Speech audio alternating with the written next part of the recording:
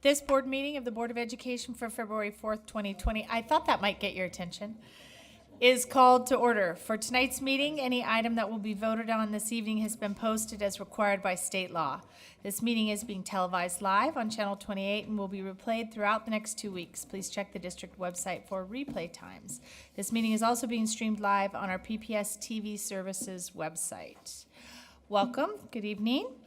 At tonight's meeting, the board will hear from MESD Superintendent Sam Breyer. Welcome, Superintendent Breyer, on the services they provide in support of our students, as well as celebrate the birthday of Rosa Parks. And then we will move into a work session upstairs on enrollment balancing. At this time, I would also just like to acknowledge that at our last meeting we recognized Black History Month, and that this is a week of action for Black Lives Matter. So we have all sorts of activities going on in all of our schools this week, including Hoodies Up, where they'll be honoring Trayvon Martin's life tomorrow at Roosevelt, and honoring all of our young people whose lives are lost to gun violence. And there have been a lot of conversations in all of our classrooms this week. I'd like to just take the personal privilege of relaying a conversation that I had with one of our students this morning, who apologized to me when I went to shake his hand that he couldn't lift his arm. He had been shot a few weeks ago as a bystander in his neighborhood. Later in our conversation, it came out that as a kid, he had been caught in gang crossfire and had been shot then. He's one of our students. He's a senior, a beautiful, brilliant, capable, hopeful student who has been shot twice in his young life. This is our community. These are our kids. Thank you for the Hoodies Up Day of Action and all of the other Black Lives Matter activities that are taking place across our district. We honor all of you. Thank you. This time the board will vote on the business agenda. Board members, are there any items you would like to pull for discussion? We'll set these aside for discussion and vote at the end of the meeting. Our business agenda has been revised to rescind 6046, which is the complaint that we just considered and voted on in executive session upstairs. Any items to be removed for discussion? Ms. Bradshaw, are there any changes to the business agenda? I have one I want to make a comment on, but it's just a comment, so we can get it. You want to vote first and then? We can do it with the move in a second and then just Okay, discussion. do I have a motion and a second to adopt the business agenda? So moved. Second. Director Bailey moves and Director DePass seconds the adoption of the business agenda. Ms. Bradshaw, is there any public comment on the business agenda? No. Is there any board discussion on the business agenda? Yes, I just want to note for the record that,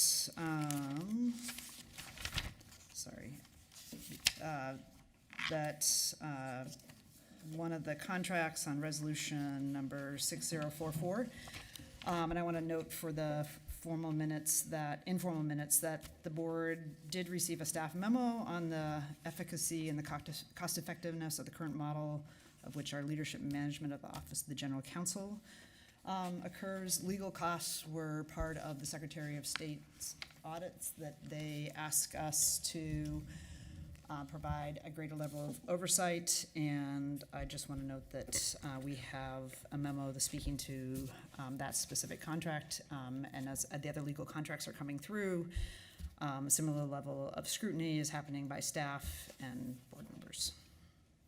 Thank you. The board will now vote on resolutions 6044 through 6048, exempting 6046. All in favor, please indicate by saying yes. Yes. All opposed, please indicate by saying no. Any abstentions? The business agenda is approved by a vote of 7-0 with student representative lateral voting. Yes. All right. Before we begin the public comment period, I would like to review our guidelines for public comment. The board thanks the community for taking the time to attend this meeting and provide your comments to us. We value public input as it informs our work, and we look forward to hearing your thoughts, reflections, and concerns.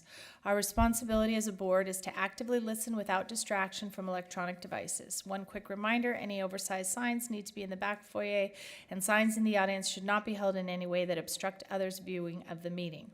Board members and the superintendent will not respond to comments or questions during public comment, but our board office will follow up on board-related issues raised during public testimony.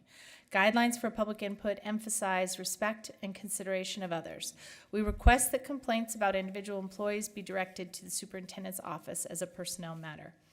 If you have additional items or materials you would like to provide the board or superintendent, we ask that you give them to board manager, Ms. Roseanne Powell, to distribute to us.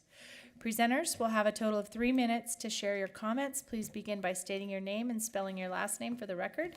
During the first 2 minutes of your testimony, a green light will appear. When you have 1 minute remaining, a yellow light will go on, and when your time is up, the red light will go on and a buzzer will sound. We respectfully ask that you conclude your comments at that time.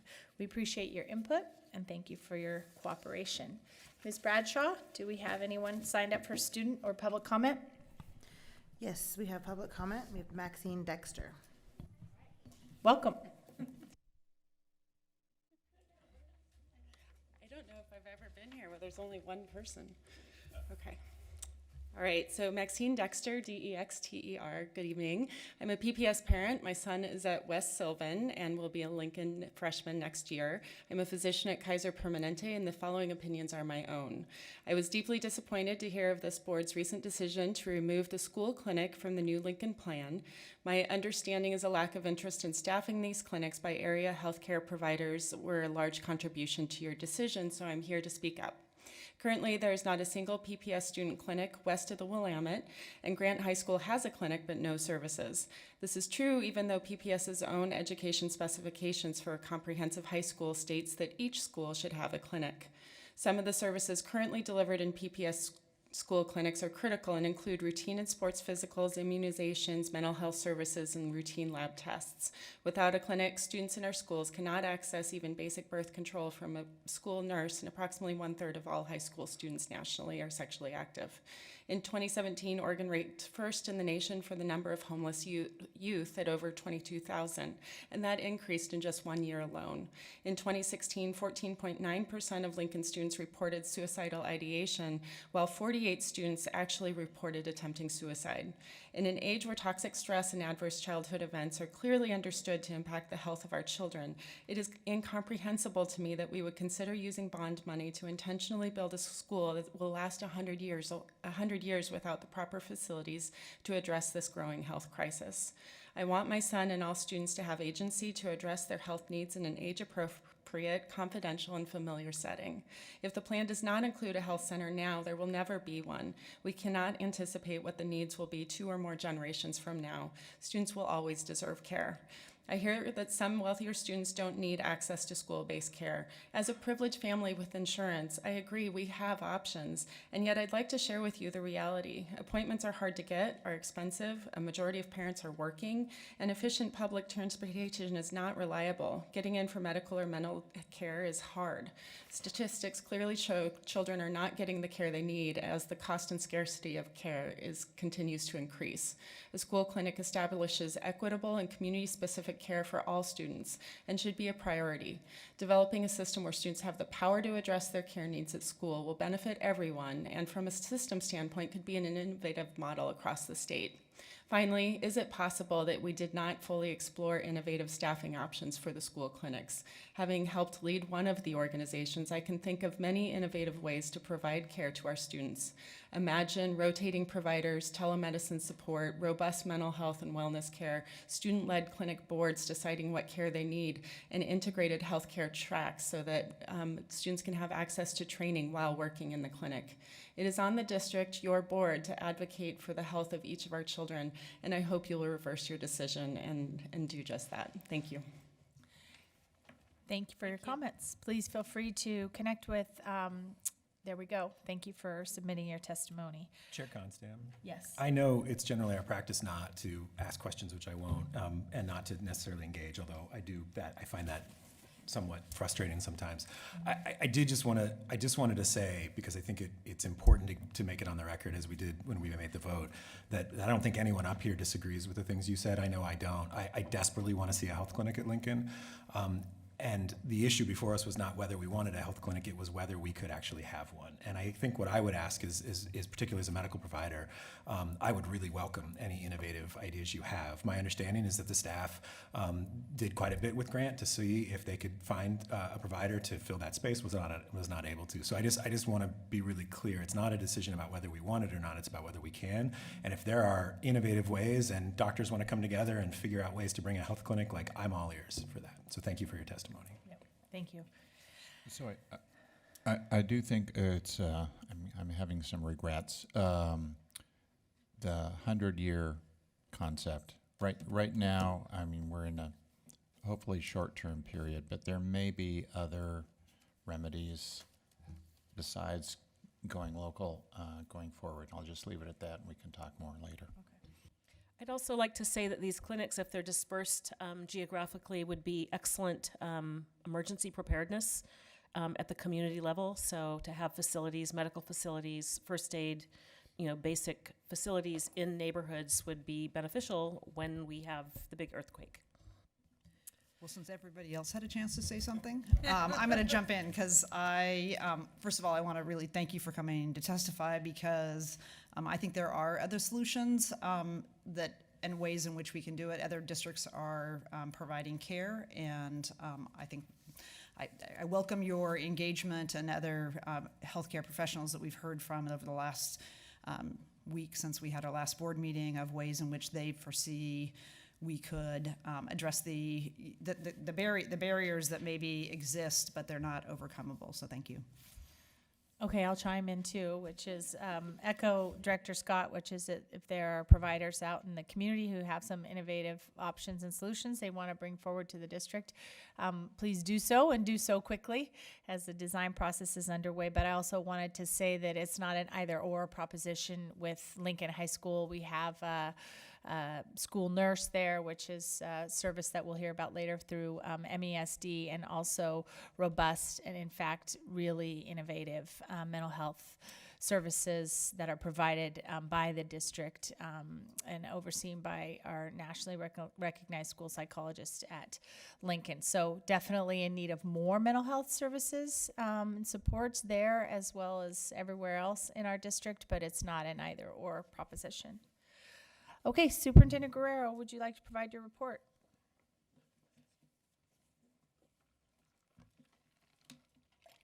Yes, Chair Constam, thank you.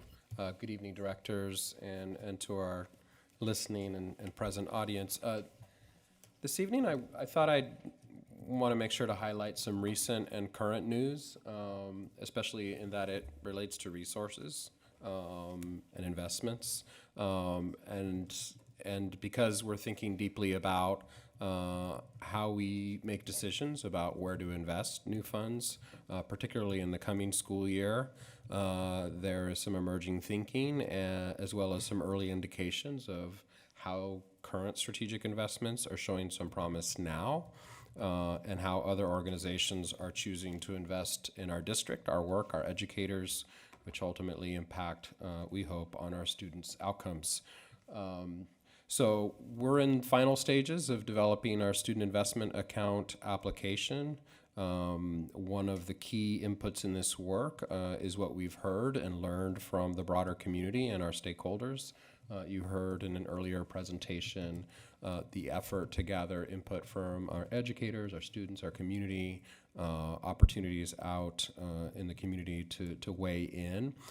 And we're crosswalking our planning efforts given that input. You see here some of those themes that emerged, and they won't sound as a surprise. We've had a number of lengthy conversations about these, but things like making sure that a level of social emotional supports exists for our students, that we keep a racial equity lens, that our curriculum is culturally sustaining or responsive, that we find ways to not just enhance partnerships with community providers, but increase the coordination, and that we also think about what an optimal student to adult ratio might look like for students and educators.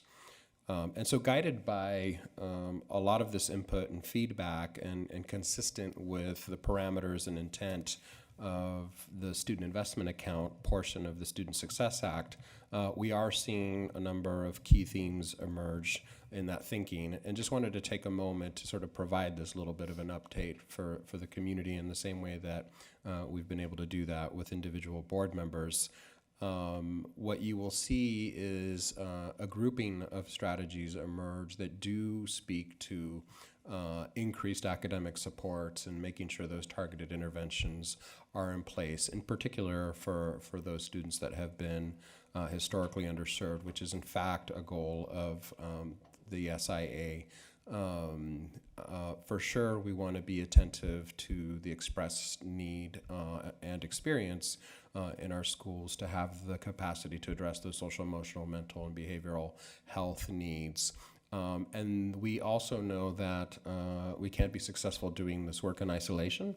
And so how do we find innovative ways to continue engaging valued community partners, especially in ways that are more culturally responsive than perhaps we've done in the past? A few other themes includes what might we do to continue making incremental improvements towards realizing more optimal student-teacher ratios. We made a commitment to continue working towards some more ideal goals for class size. I think in the package that will emerge, which we will go over more formally in our application at the end of the month, is to continue demonstrating progress, not just at a grade level or two, but at grade levels where we've continued to see that our classrooms are most impacted.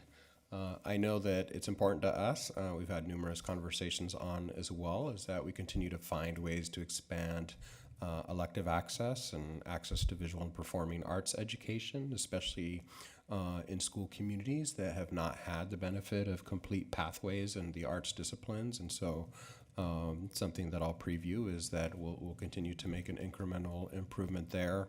And in Portland Public Schools, we recognize that there's been a longstanding curriculum debt.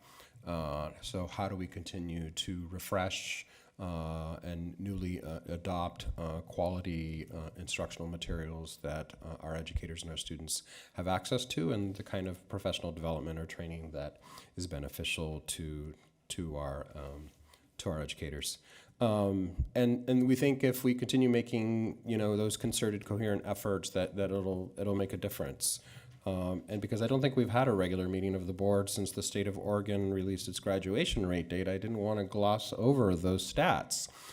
So for the broader community's benefit, just wanted to take a moment to point out that some of our efforts are continuing to contribute to continued improvement in our ultimate outcomes for students by way of improved graduation rates. So I think if folks caught the media, they will have heard that PPS's overall graduation rate averages out at 80.5%, which is slightly above the state average.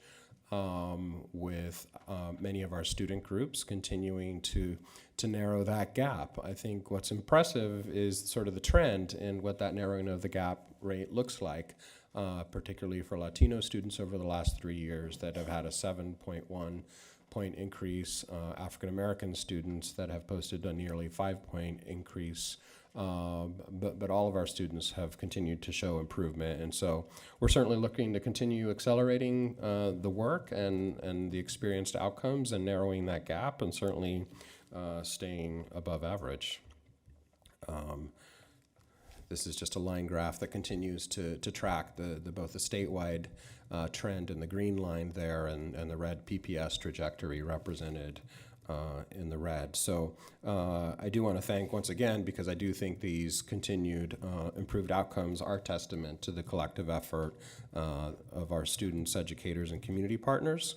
We'll continue to be increasingly intentional about our commitment to better support every one of our students, particularly those that have not historically experienced those equitable outcomes we want to see. And I know that we have been taking a number of questions sort of from folks wondering, what are we continuing to attribute these positive results? So I'd be remiss not to mention, we like to think that part of it is giving our high school students more special attention. The adoption of a student success team model made possible to be more robust as a result of full funding in Measure 98. I think that investment has continued to allow a greater counseling support to our students. The increased CTE courses, which we know is proving to be an engaging way for students to remain on track. That these are a couple of the drivers. And of course, these improved outcomes over time are not just testament to the work in our high schools, but to all our educators and support staff along our students' journey to graduation. So we're encouraged by the continued positive results, and we're going to continue to double down on those efforts. Since we're talking about investments, I wanted to call attention to investments that business and philanthropy are also making to the work here in the Portland Public Schools. Last week, joined by some of our directors, we were at Bridger School where we shared the exciting announcement that Portland General Electric was making a 3-year, $250,000 investment to the Fund for Portland Public Schools. We're excited about this. This donation is going to allow us to accelerate the creation of a first-of-its-kind comprehensive K-12 curriculum that explores the causes and consequences of climate change, as well as potential solutions. So this represents the first major investment in the fund for PPS. This is the first of many we anticipate, but we want to express our gratitude to PGE for supporting innovation in PPS and for paving the way for other funders. PGE's investment supports an effort that is a result of a direct response to much student advocacy and an ongoing commitment from this PPS board and district leadership. So climate science is of foundational importance to all of us, and we're eager to accelerate this work. So not to be outdone, 4 of our schools, Cesar Chavez, Fabian, Harrison Park, and Marysville, were announced recently as the newest participants in the Verizon Innovative Learning Initiative.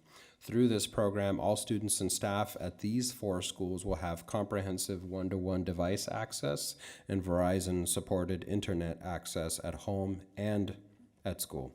To talk a bit more about this program, which we're excited about, and through a competitive process, we're invited to participate in this partnership. What this experience might look like at schools, I want to welcome Kevin Crotchett, our Director of Learning Technologies here at PPS, and some of you know as a longtime PPS educator and school administrator. Welcome, Mr. Crotchett. Thank you so much. Thanks so much for giving me this moment. Thank you, Superintendent. I also wanted to note that our CTO, Don Wolf, really wanted to be here as well, but is away at a conference.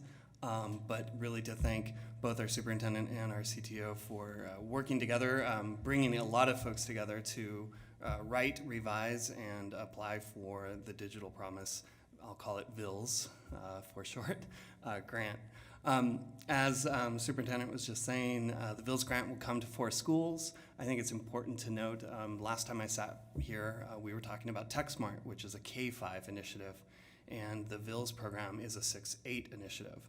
You'll note that all 4 of these schools are K-8 schools, and so the complementary continuum that we actually talked about the last time I saw you was creating that foundation and that continuum that creates these digital learning opportunities and enriches technology-enhanced instruction as a foundation for all of our schools, and we see this continued in this opportunity.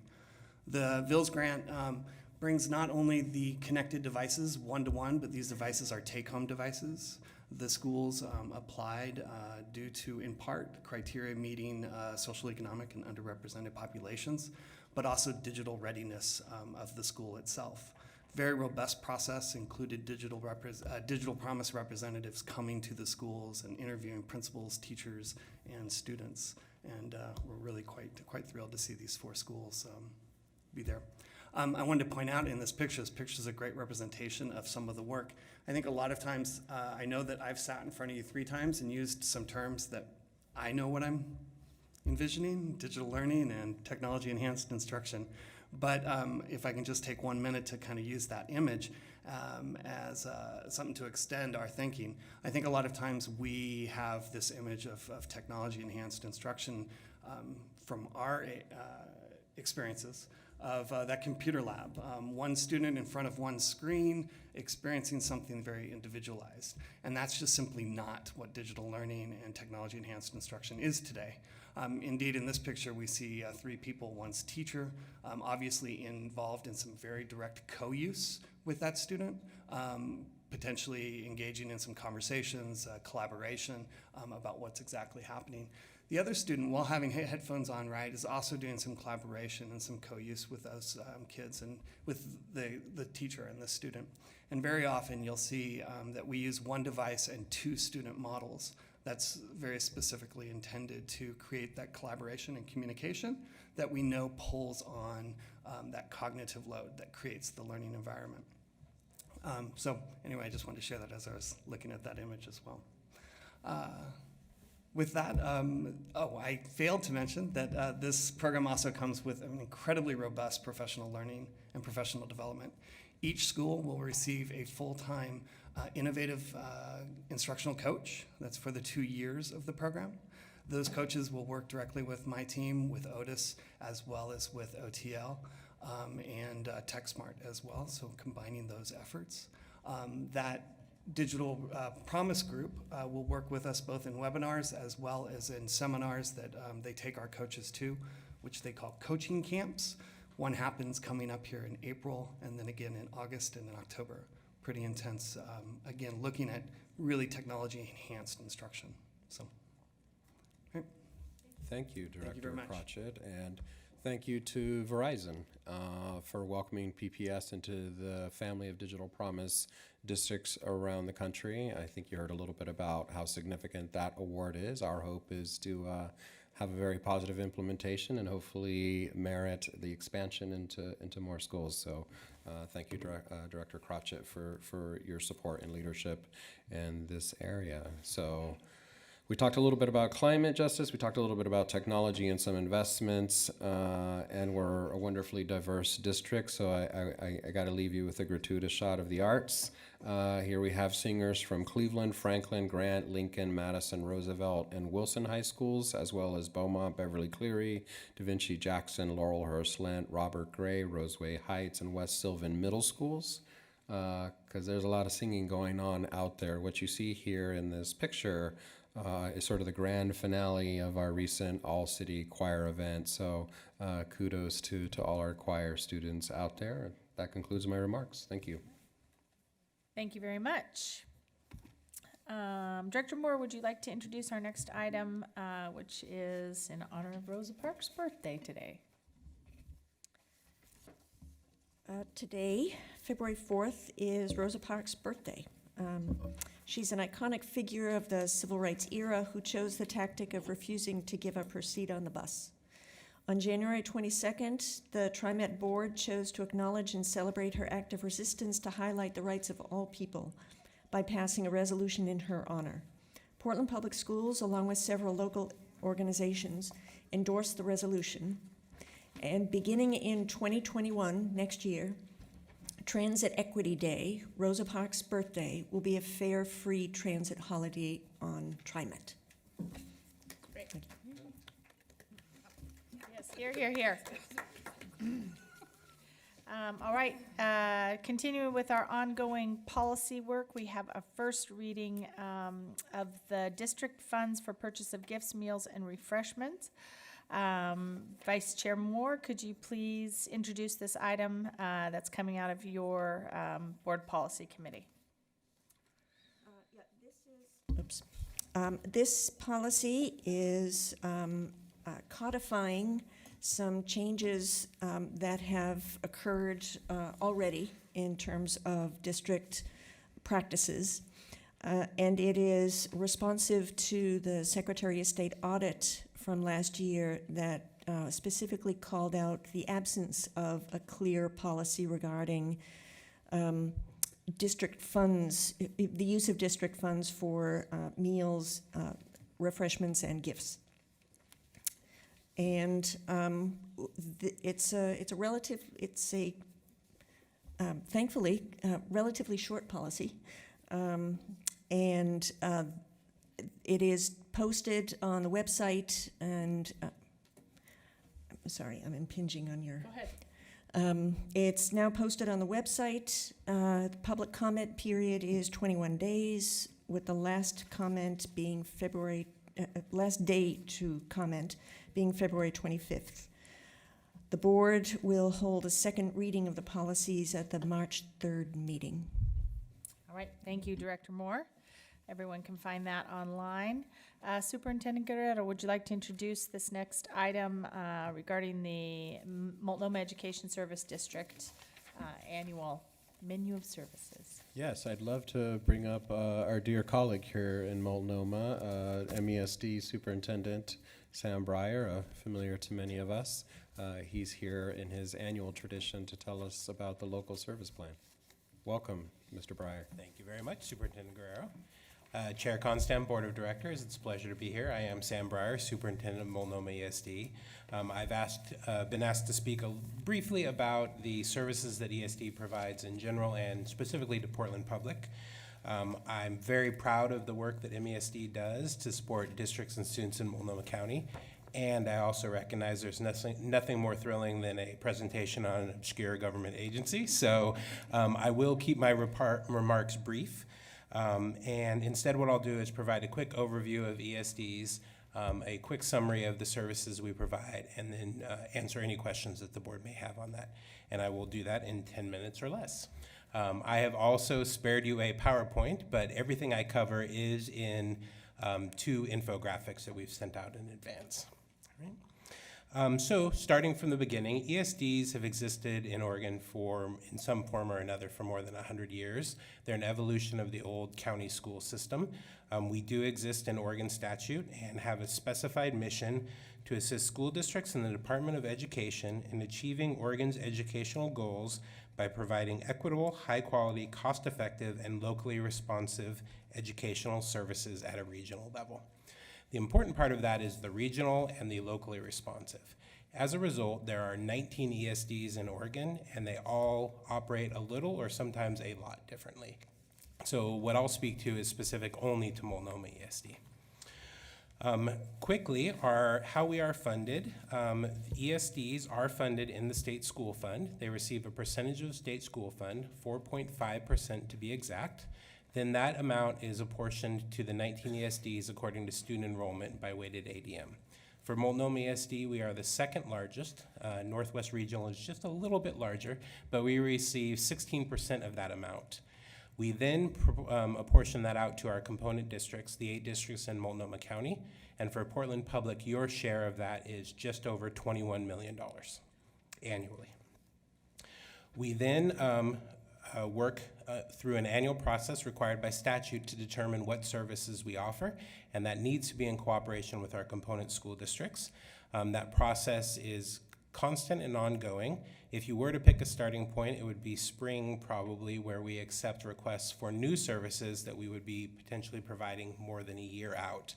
And we use that time to co-design the services with the districts and make sure we can do some accurate modeling and costing, because we do offer all of our services on a true cost basis. And so we try and get those costs as accurate as possible up front, so there's not any surprise and reconciliation on the end. Then throughout the year, we work closely with district directors around, switch something. Oh, okay. Yep, that's it for where I'm at right now. So then we work year-round to take feedback and adjust the local service plan, and then we create a narrative of all of the services we offer, which is what's before you tonight. That narrative, the local service plan, is required to be adopted on an annual basis. It's important to note that adopting that simply allows us to provide the service. It does not obligate any district to purchase those services. We do offer our services in Multnomah ESD on a full menu basis, which means that districts can provide whatever services works for them, and if they do not spend all of their allocation with us, can actually take the dollars out in transit dollars. That's a really important feature that's fairly unique to Multnomah ESD. It's important to me because I believe that it's our responsibility to provide the highest quality, most cost-effective services to students, and if Multnomah ESD can provide those, fantastic. If we can't, you should be able to select them somewhere else.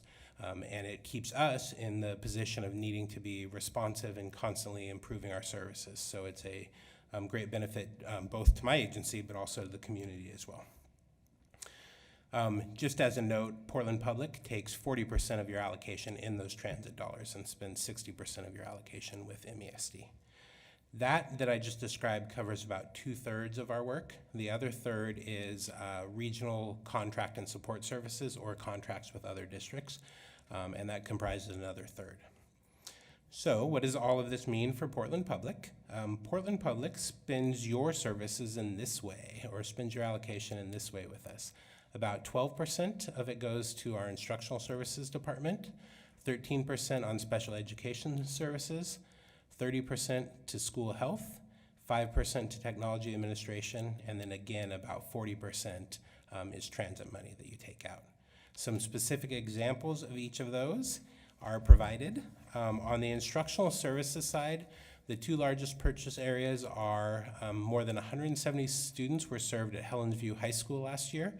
That is an alternative high school that supports students who have perhaps been in incarceration, aren't enrolled in school, or are not attending school. The largest is probably what Multnomah ESD is most well known for, which is outdoor school.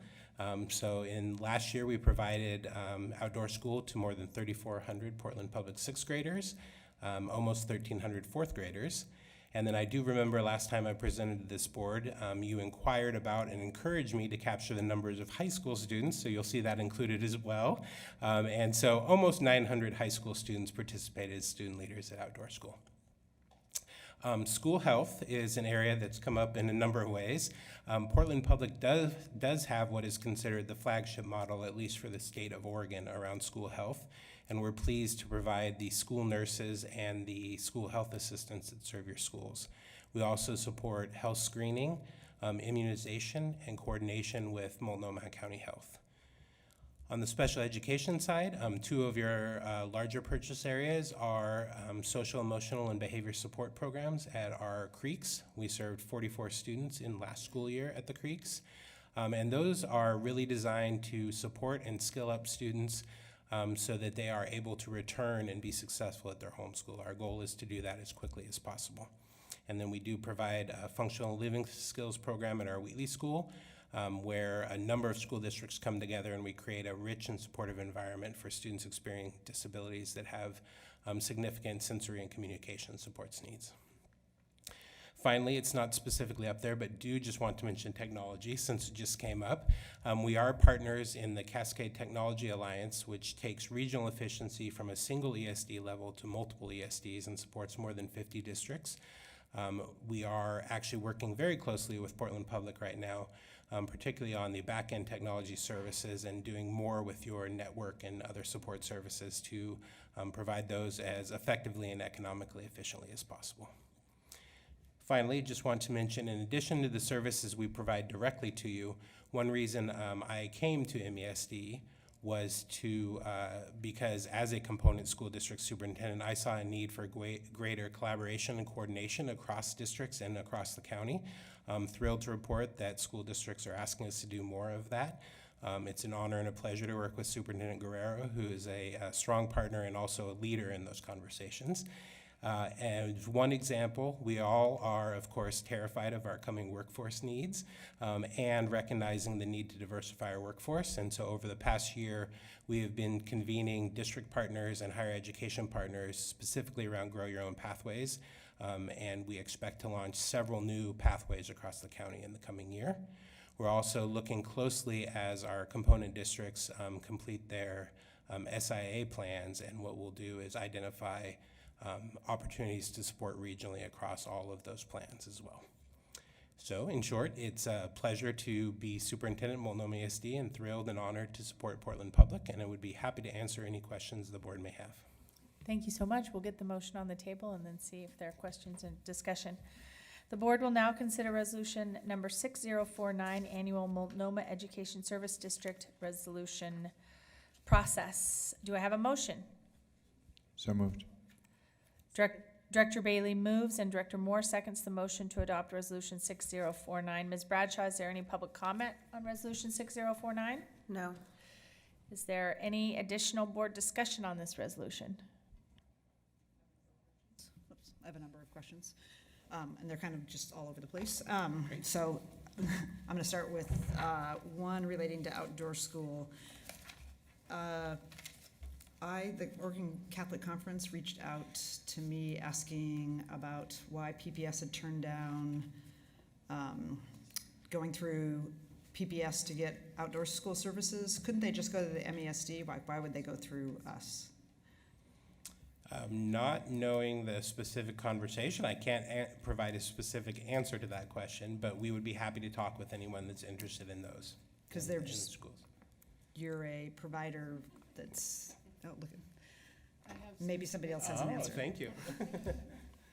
I have been working with some of your staff, so we have, we did actually meet with them here in our office, and went to the ESD, who was willing to consider that, because they offer both, they receive both the revenue and offer the service.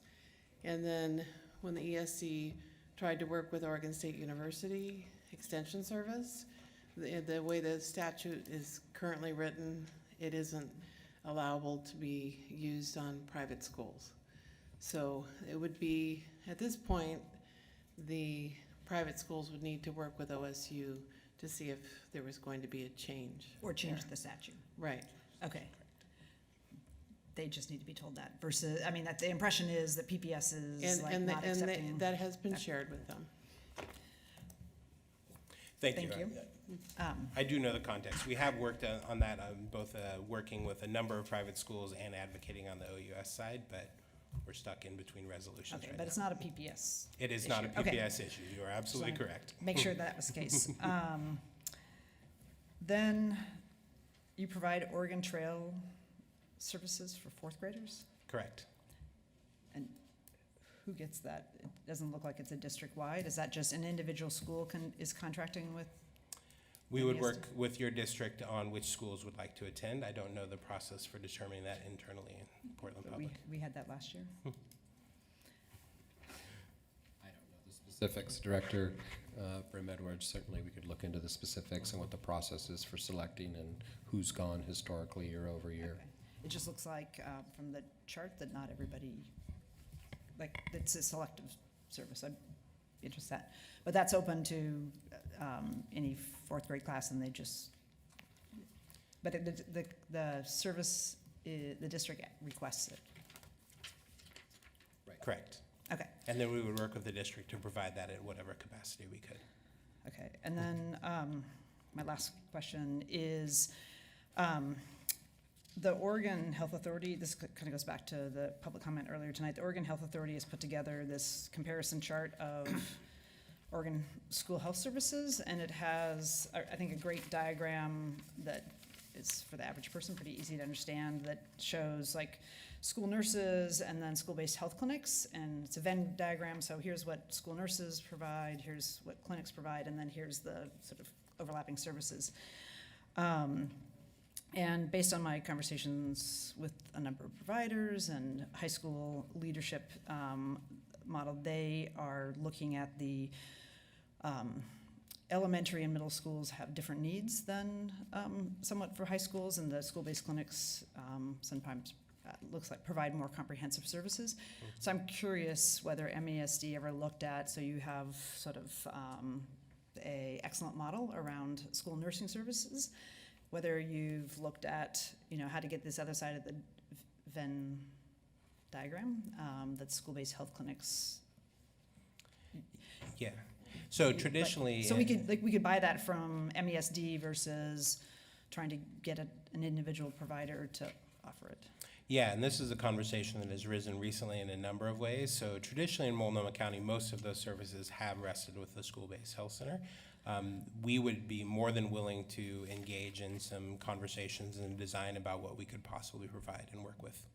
So there's not any sort of law that says, for example, I mean, one of the issues that's been raised, like the school nurses can't provide contraceptives or family planning, but that school-based health clinics can. Is there some reason,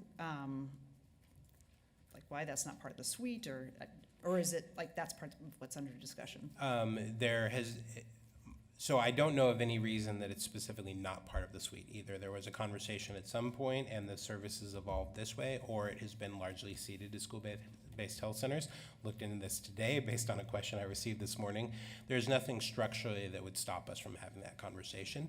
We'd have to examine and perhaps adjust district policy for the districts where we're providing it and look internally at MESD policy around what our school nurses do with contraception and sexual health, for example. But there's no structural or legal impediment to those conversations. Great.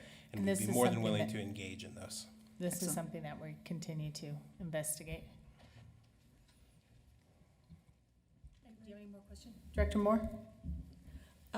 Sort of following up, do you have, are any of your nurses physician's assistants? They're not. Right now, we just have nurses, so one thing we would need to explore is potential staffing models or changes that would allow us to do some things that currently now school nurses do not do. Okay, thank you. That's a great question. Any other questions?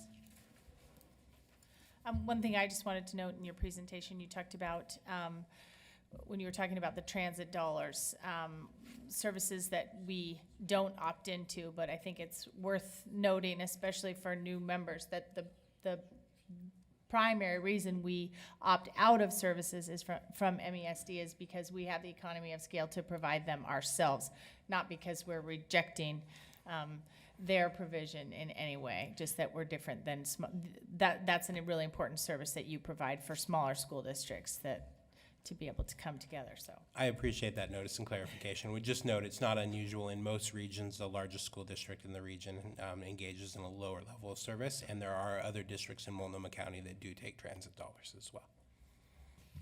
Yeah, I think it's worth noting that, so for example, just the school nurse model, it's like you have a core competency, you have some economies of scale, that I think would be a really interesting conversation about how to evolve that, because I'm sure PPS is not the only school district, not only in MESD, but in other ESDs that could utilize a different structured model, and building off sort of your, the ESD's core competencies seems like it would make a lot of sense versus like creating our own system where there could be synergies or learnings and collaboration across districts within the ESD. Yeah, thank you. Always excited to engage in those conversations. And we'll note with the Student Success Act and increased focus on school health, a number of districts outside the region are looking to MESD at how we could potentially support that or sharing around the models that work with our districts. And it is interesting that you are in the middle of shifting trends, because as we are losing school-based health clinics in our district, other districts in East Multnomah County are gaining them when they didn't have them before. Correct.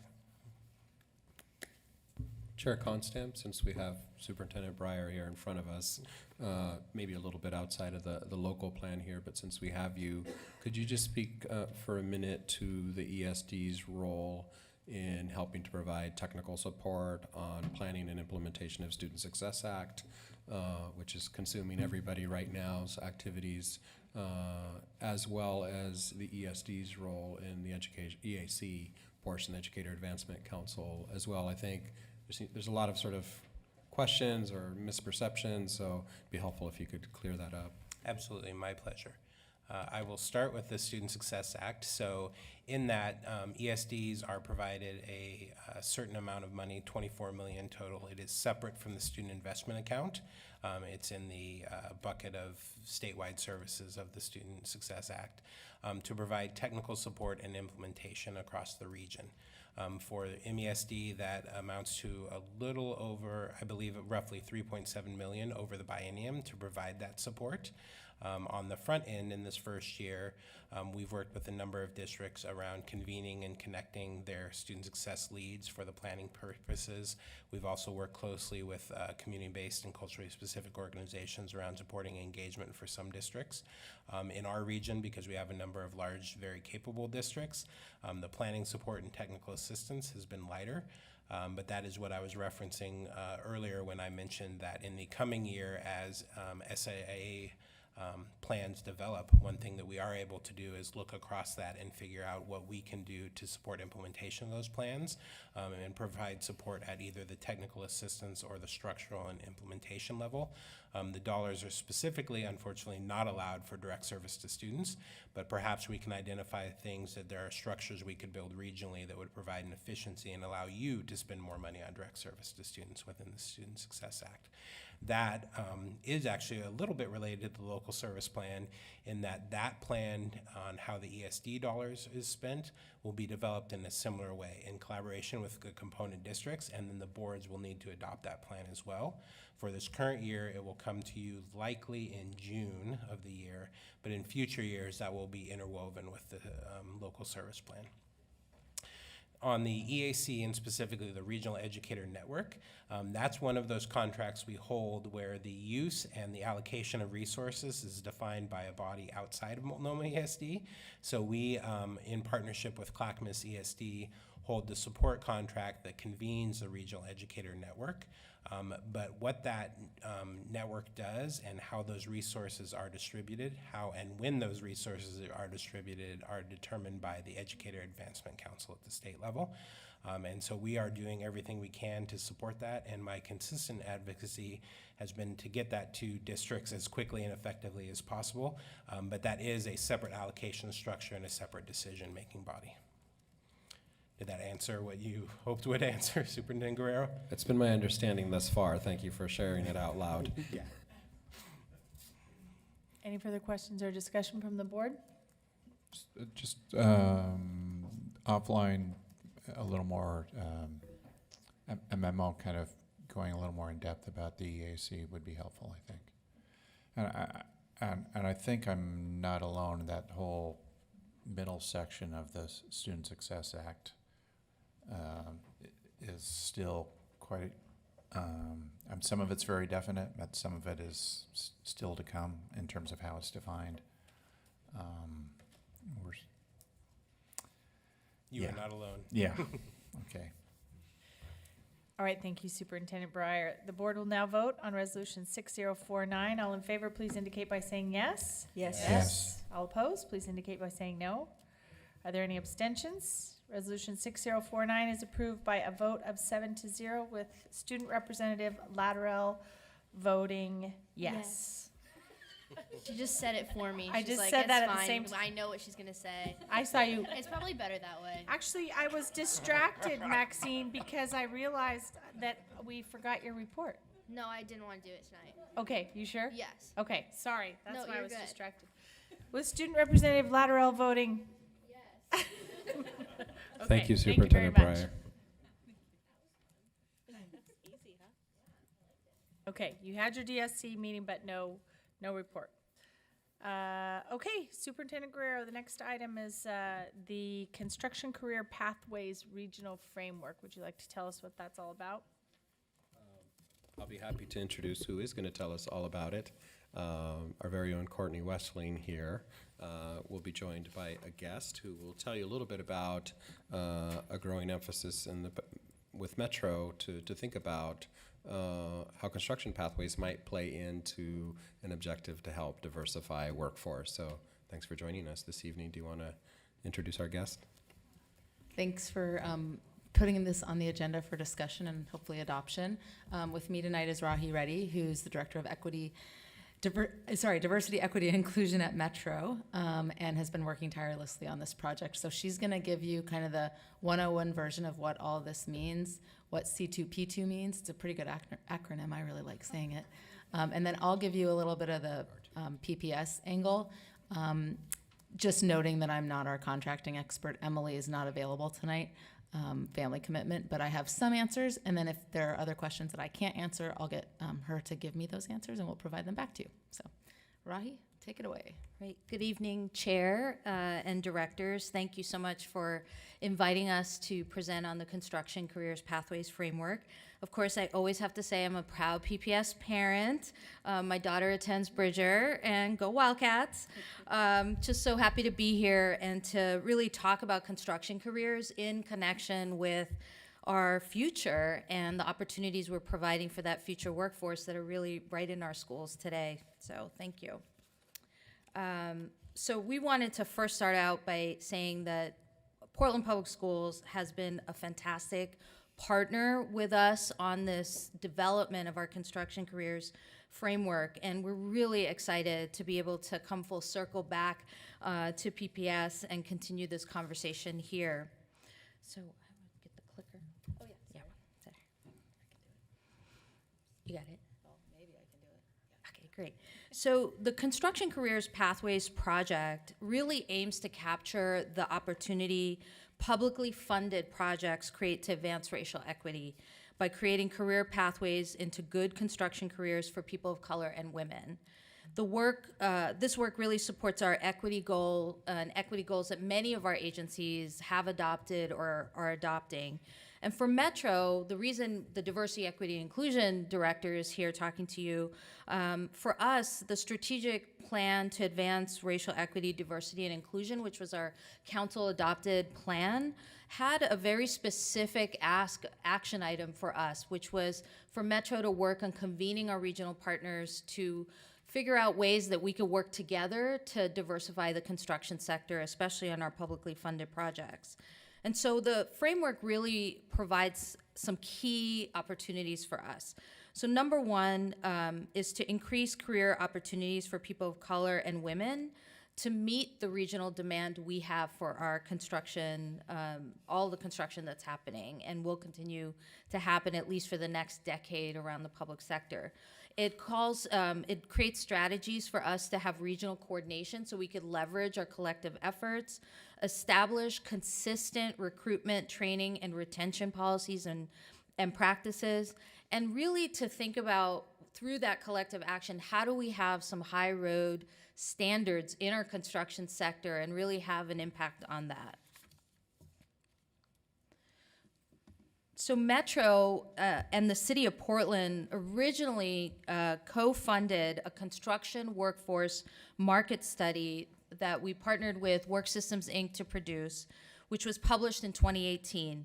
And in that study was really kind of like the foundation and the baseline of what we needed to do in the region to meet the demand for the construction workforce. And the report was also groundbreaking because it included qualitative analysis, so interviews with workers and apprenticeship directors and many stakeholders in the system to talk about what were those key items that we had to pay attention to create the retention that we need in the sector for people of color and women. And so from that workforce study, we convened a public owner work group of which PPS staff were participants in, and that launched in July of 2018. And so if you look on the timeline here, you know, phase one was really the building the foundation with our market study. We, in phase two, and through 2018 and 2019, we put together, from all of the 16 agencies that came together, we were able to produce a comprehensive framework. And as we're right now in this phase of agencies adopting that construction careers framework, and moving into phase four, and just today we had our first strategic planning session with our regional partners, those who have adopted the framework, to plan out what we're gonna do working together over the next 18 months. So we're ambitious, we try to move fast because we know the demand is high, and we know that the need is so great for people of color and women. So I wanna just turn your attention to a little bit on the market study, which we thought was just monumental. So the finding really first created the need and created the crisis that we know we're all experiencing on our projects, which is A part of the market study was to look across the region and identify green-lighted projects that were going to be in development. We identified 81, and that was well before the Metro Housing Bond and other bond initiatives. And in those 81 projects, we estimated there would be a need for 14,000 construction workers in that time, in the next decade. So in order for us to address the shortage, we need a comprehensive strategy to diversify the workforce. So I know for many agencies, when we talk about diversifying in construction, we talk about contracting and diversifying our contractors. And we know that that is a good strategy to ensure that women and minority-owned firms can successfully bid on our projects and be able to participate in the work that we have. But we also know that selecting a contractor of color does not necessarily mean the workforce is diverse, and that at the end of the day, everyone is drawing from the same pool of workforce. And so our project is really looking at that workforce pathways and what's happening in that sector. What we also learned, I'm going to do another click. Ooh. So there's the problem statement. And so now, one of the other things we learned in this market study is what is happening to this workforce. For every 5 construction workers that we have nearing retirement, so we have about a 17% retirement rate right now, only 3 new workers under the age of 24 are entering the workforce. The overall completion rate of apprenticeships, so getting through your year 1 and year 2 of your union or non-union apprenticeship, the overall completion rate is 46%. This is a tough industry, and we know that. But when you look at women and people of color, that retention rate goes down, or completion rate goes down to 38% and 36%. Meanwhile, people of color and women face significant additional barriers to accessing careers in construction and remaining in the sector. And some of the reasons that workers have identified as reasons that they leave, in addition to the work being really difficult and the hours being long, there's also a culture of harassment. There's also an insular culture in the sector. And really, how you find work is based on who you know. So these conditions are a major contributing factor to the rising costs of our projects because we're not able to retain the workers in the industry. So we need a comprehensive strategy that makes sure all workers are able to enter the industry and build a successful career. So before we jump into the strategy, I want to just provide a quick primer on what a pathway in construction looks like. So we know that you don't go into construction and just automatically know how to do a trade. You have to learn it over time. And learning it over time means both learning the skill and also being mentored in the skill. So the first step for any worker and PPS grad or anyone who wants to get into the industry is to first make a connection to a pre-apprenticeship program. And so that is the front line for anybody that wants to get into this sector. And for many pre-apprenticeship programs, they're able to provide lots of job readiness skills. They provide services like childcare and transportation assistance, in addition to some base level training and exposure to the trades. The next step, after going through a 10-week pre-apprenticeship program, is to apply to an apprenticeship program for a particular trade. And we know that once folks really complete their pre-apprenticeship program, that they have an opportunity to select a trade of their choice and then apply to get into an apprenticeship. And in that process, there's a lot of barriers that happen for people as they navigate into apprenticeship programs. Once they're in the apprenticeship programs, some apprenticeship programs could last 3 years, some, like if you want to be an electrician, last 5 years. And this is really where they learn their trade. This is where workers are getting both in the classroom training and training on the job. So being placed on jobs is critical because that's where you get the real experience to further your apprenticeship. And the last piece of this journey after 4 years is to get a certificate of completion and move out of an apprenticeship program into a journey level credentialed career. And that's where we know is the jumping off point for workers. So completing and being a journey level tradesperson then allows you to move up in a ladder of a construction firm, be a superintendent, a foreman, and potentially start your own firm. So for us, we wanted to make sure that we center the construction careers framework really on the experience of these workers navigating through this system. So 16 agencies, as I mentioned before, came together in July of 2018 to put together a framework. And we really were lucky in that we had the experience of all of those agencies at various levels who have been doing some of this work, including PPS, bringing your experiences on many of your projects. And we were able to look at best practices and practices from across the country. And in that, we were able to distill down a core framework that we think would tie our region together with some of those best practices for being successful. So the first key component is creating a demand. And what we discussed looking at across the agencies and the goals that people have set is setting goals that establish some real clarity on what we are asking our contractors to do. And the goals that we set which was really goals that were both grounded in reality of what we've been able to do, but also give us the push to do better. And the goals we set were 20% hours for apprentices, 14% for women, 25% for people of color on our projects.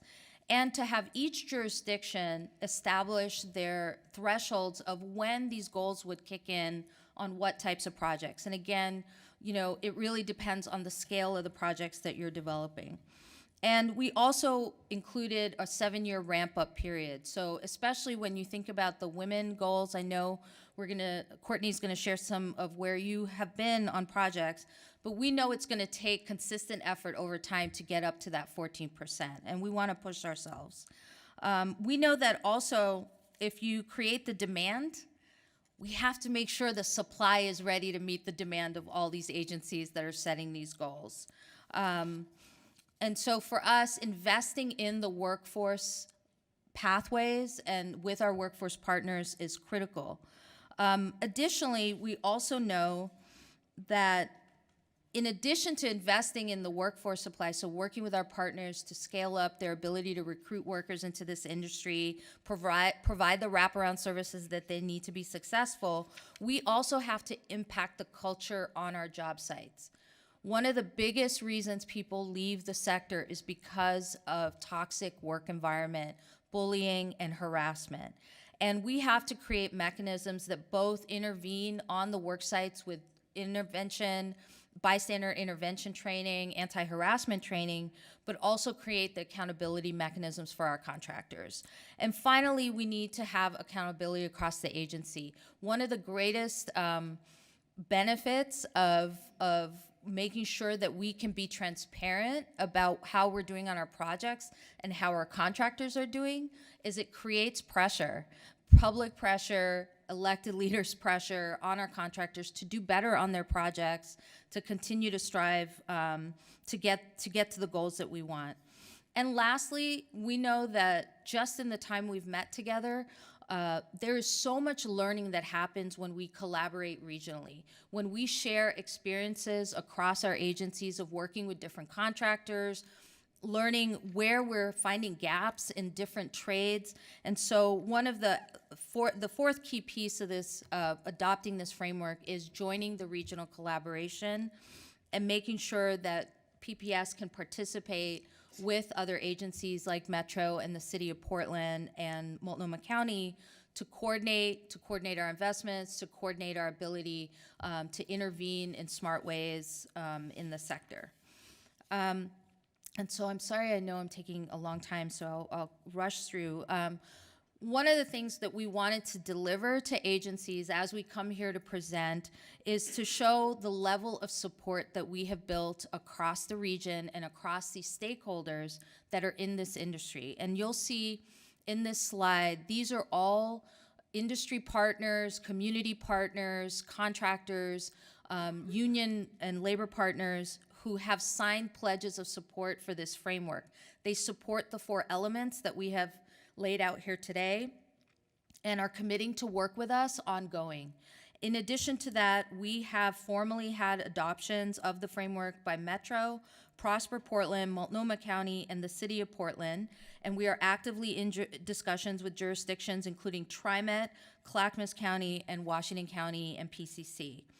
And so this is really just an example of the level of on-the-ground support that we're trying to build, because we know that we cannot do this alone. We can't do this as an individual agency, and we can't do this as just one stakeholder. That really, it takes all of us pulling together to advance these opportunities. So I'll hand it over to Courtney. Thank you. Actually, before you leave that slide, I just have a question of PPS. Do we require sort of our bond contractors that have above a certain threshold of business that they take the pledge, or is it discretionary? I noticed that we have some of our major contractors, but not all, and so I'm just wondering whether that's something that we're contemplating or that we've had discussions about. So I'll get to, is this working? Okay, there it is. I'll get to the next, where the thresholds are, and then I can answer that question, and it's probably a longer conversation. So here's a little matrix that shows the framework category. So the 7, well, I guess 4, kind of 4/7 categories within the C2P2 framework, and then it'll show sort of where C2P2 is and then where we are. So the first one is setting diverse goals and in diversity goals. So C2P2 says 20% of total hours worked in each apprenticeable trade needs to be by state registered apprentices, 14% of total work hours performed by women and women identified persons, and then 25% total work hours performed by people of color. We updated our administrative directive in October. You probably remember it because it wasn't very long ago. And we were already at the 20% labor hours in each apprenticeable trade. That's pretty standard, I think. So we updated the aspirational goals on 25% for people of color and 14% total female hours to align with the C2P2 framework. On the project thresholds, we have in our workforce equity administrative directive, our thresholds apply to anything over 200,000 and subcontractors over 100,000. For the track and review progress, we've been we've worked in collaboration with the City of Portland since 2014 on how we monitor and track our progress and how we report compliance on this. So they've got the system. We work with them to get the information, and they keep track of that information. They have a much larger, they have the resources to do it, so we pay them to do it for us. Let's see. Okay, the fourth category within the framework is the workforce agreement. This is also pretty commonly known as a project labor agreement. We do not do that, right? Well, so C2P2, the boilerplate workforce agreements that establish workforce standards, that's what these are. They tend to be on very large projects. I think the courthouse did a PLA. I don't know all the projects that did a PLA, but they tend to be these sort of mammoth projects. We do not have that currently. I think talking to Emily, there's opportunity for future exploration. I think, these are really tough to develop, and so it's just I think it's a capacity issue, but she could probably provide more detail on why that would be, why we haven't done it yet. And then on the anti-harassment policy, that's another place where we have not done that, but there's opportunity for future exploration. I think with this one, part of this goes to, do we make it more difficult to get bids when we already know that it's difficult? I don't necessarily think that's the answer or the reason that we shouldn't do it, but I think that's something that's worth contemplating as we look at this particular category. I'm just trying to understand what you just said. Sorry. So you're saying, because we for some, but not for our big projects that are probably very, that there's a nice margin for contractors, but that we might not add something like an anti-harassment requirement or training because it would lead to, I think I'm just trying to absorb what that what Yeah, the and- implications are. Is like, I mean, it seems like we should be setting high standards, and I would agree with you. I don't think that we're saying, according, my conversation with Emily, that we wouldn't want to contemplate this. We just haven't yet. I think in part because we would need staff to do it. I mean, it would be, we work with a lot of contractors, so it would be a job to do the work, to get those agreements in place and those policies in place. But that, yes, we do want to have high standards for our contractors, and we have a lot of projects that we're working on. So it's not something that we're doing currently. That doesn't mean that we can't do it in the future. because we have a lot of contracts for big dollars Yes. that we don't have any problem getting people willing to do the work. I mean, I think it's the smaller ones, but it seems. I agree with you. Okay. The Regional Fund for Workforce Supply. So on this one, this is an interesting one because we're in a little bit of a unique spot. So the recommendation for agencies is to adopt a funding model to support recruitment, training, retention, as well as wraparound support services. And there's been a conversation about a 1%, what do we call it? 1% workforce, like a fund. 1% set aside fund. How we've looked at this so far is, well, we're supplying the workforce by investing in construction pathways in our schools. So maybe we don't need to do the 1%, not donation, but fund the 1% bucket. So right now, 7 of our comprehensive high schools have construction programs that are supported through the general fund, the federal Perkins grants, and Measure 98, with, I think, discussions around the new Lincoln as well. Or the other way of looking at it is that we'll invest our 1% in our own CTE Exactly. programs. Exactly. You're so much more articulate than I am at this late hour. But yes, yeah, exactly. And then for regional collaboration, we've been participating as one of the 16 members of the public owner work group, and have committed to continue to do that and continue to be at these tables with our colleagues to map all of this out. This is still really new. We would be only the 5th adoptee, so there's more work to do, and we would commit to continuing to have those conversations and work with Metro to keep moving forward and set high standards for ourselves and our colleagues in the community. So that is, oh, sorry, I forgot about this very data-heavy slide, which I know is actually really a very helpful slide. So this outlines kind of where we are. And it's a little bit hard to see. I'm sorry that the titles are a little bit blurry. But if you see the bottom line, at the end there's the 24% apprentice percentage. So that's over the 20% that was alluded to earlier. We have a lot of work to do on the female number. We knew that, and our colleagues are there too. It's very difficult. So I think everybody wants to see more women in the trades, and we need to continue supporting organizations like Oregon Tradeswomen. And there's a strong effort in the community to work on this, but we need to continue pushing forward to get to that number. That 14 is high. So on that point, as I was reviewing the 2018 report, it talks about some of these barriers to some extent. It talks about job site culture, for example, and I think tonight you focused on sort of the pathway there, but did the study sort of begin to list out what some of those barriers look like? I mean, it could be changing rooms, it could be equipment that's not suitable for, and so how are some of those being thought about as well? Because if it's actually not an inclusive work site, then why would you? That becomes a barrier. This job site culture. Yes, absolutely. The study did go on to. Is it on? There were numerous ways that those barriers exist on the work site. So we all know, heard the stories around bullying and harassment culture. The problem with that is it creates an overall unsafe workplace. And in addition to that, barriers to that kind of exclusionary behavior is a big part of learning your trade is to learn it on the job. And what workers have found is not only the hostile culture, but not having the workers to mentor them, to train them, and to help them continue to learn their craft, because that's really what they're there to do.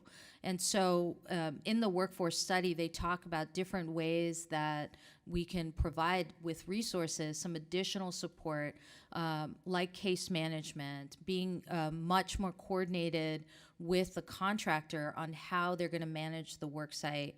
And on the anti-harassment training, what we've learned from Multnomah County, who's done the Green Dot training on site, is that it is a participatory training.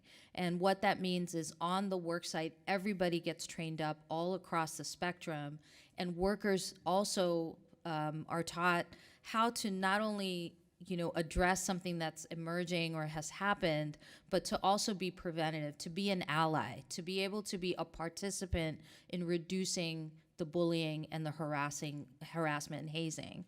And I think these are all promising opportunities to intervene right at the very place where we're sending these diverse workers.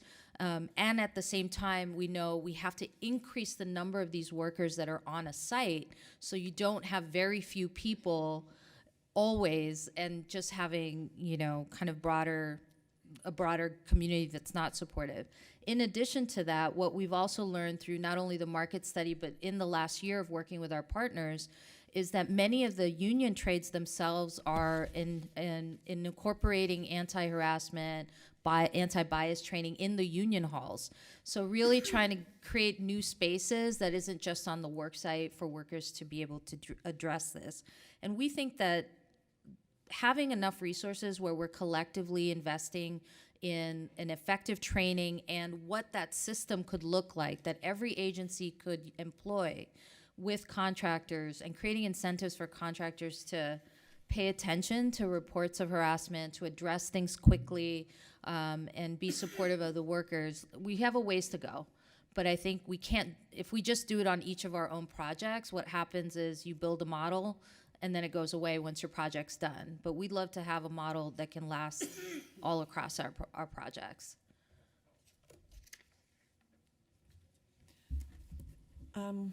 Before you move, can I ask a question about this?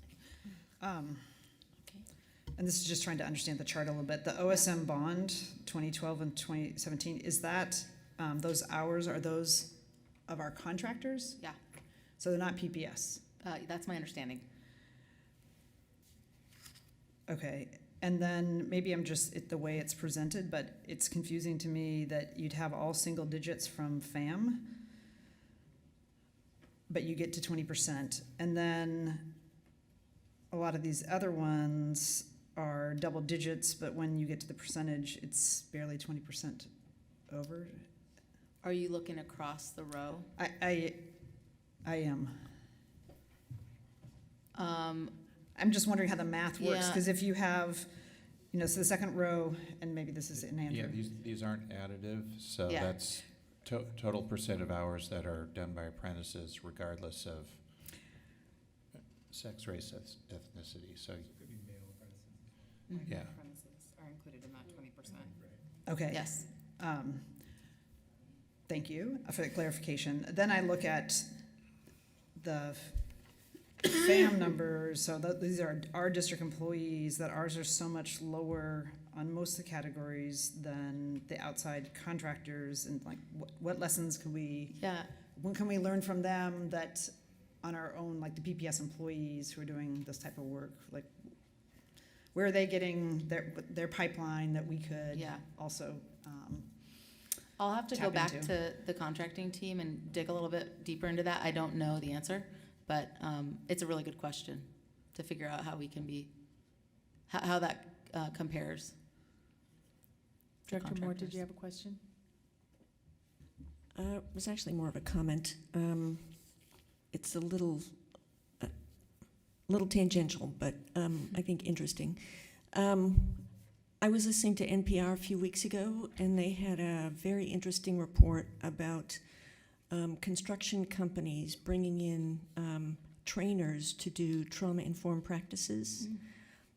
Because what they have found is that there is a really high suicide rate among construction workers. And they started to look into it and found out that a lot of the male construction workers and female as well are former military and have had traumatic experiences. So they started to do trauma-informed practices, and the foreman on the site would lead the workers in discussions. And what they found is that they've had huge improvements in attendance, in retention of workers.